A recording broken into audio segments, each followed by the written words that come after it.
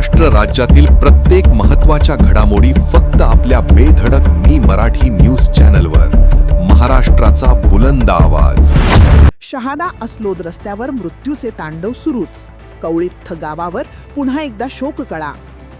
शहादा ते मंदाणा या मार्गावरील अपघाताचे सत्र थांबण्याचं नाव घेत नाहीये.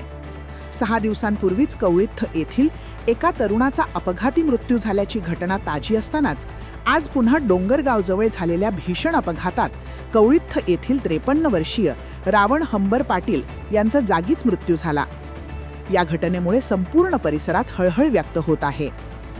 मिळालेल्या माहितीनुसार रावण पाटील हे शहादा येथून आपले काम आटोपून दुपारी 12 वाजेच्या सुमारास दुचाकी क्रमांक MH18 T5122 ही आपल्या गावाकडे कवळीथकडे जात होते. दरम्यान डोंगरगावजवळील खडी मशीनसमोर समोरून केळी भरून शहादाकडे येणाऱ्या मालवाहतूक पिकअप क्रमांक MH39 AD 2411 ने त्यांच्या दुचाकीला जोरात धडक दिली.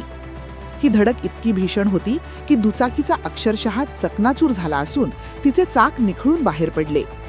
या भीषण अपघातात रावण पाटील यांचा जागीच मृत्यू झाला. अपघाताची माहिती मिळताच शहादा पोलीस ठाण्याचे पोलीस निरीक्षक हेमंत कुमार पाटील यांनी पथकासह घटनास्थळी धाव घेतली. त्यांनी तातडीने पंचनामा करत रस्त्यावरील वाहतूक सुरळीत केली. मृत रावण पाटील यांच्या पश्चात पत्नी, 2 मुले आणि 1 मुलगी असा परिवार आहे.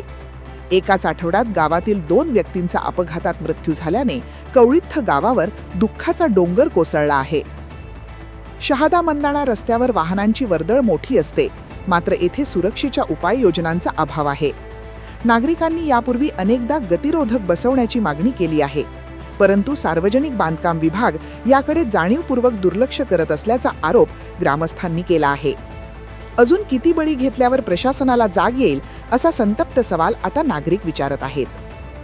बेधडक मी मराठी न्यूजसाठी सुमित गिरासे, मुख्य संपादक, शहादा.